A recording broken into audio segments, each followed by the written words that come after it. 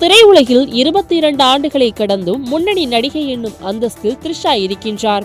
இவர் நடிப்பில் இந்த ஆண்டு விடாமுயற்சி, ஐடென்டிட்டி, குட் பேட் அக்லி, தக் லைஃப் ஆகிய படங்கள் வெளிவந்தன. அடுத்ததாக கருப்பு, விஸ்வம்பரா படங்கள் தயாராகி வருகின்றன. சினிமாவில் கொடிக்கட்டி பறக்கும் நடிகை த்ரிஷா இதுவரை திருமணம் செய்து கொள்ளாமல் இருக்கின்றார்.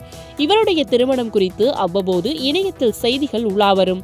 இந்த நிலையில் நடிகை த்ரிஷாவிற்கு திருமணம் செய்ய அவருடைய குடும்பம் முடிவு செய்து புதிதாக வரன் பார்த்து வருவதாக தகவல் வெளியாகி உள்ளது.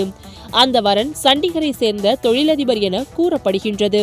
இரு குடும்பத்தினருக்கும் இடையே பல ஆண்டுகளாக பழக்கம் இருப்பதான தகவல் கசிந்துள்ளது.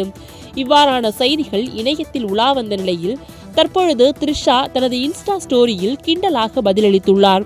என்னுடைய வாழ்க்கையை பிறர் திட்டமிடுவது எனக்கு மிகவும் பிடிக்கும். எனது தேன் நிலவையும் அவர்களே திட்டமிட்டு கொடுப்பார்கள் என்று காத்திருக்கின்றேன். திருமணம் குறித்து வதந்திகள் பரவி வந்த நிலையில் நடிகை த்ரிஷா இன்ஸ்டாவில் இவ்வாறு கிண்டலாக பதிலளித்துள்ளார்.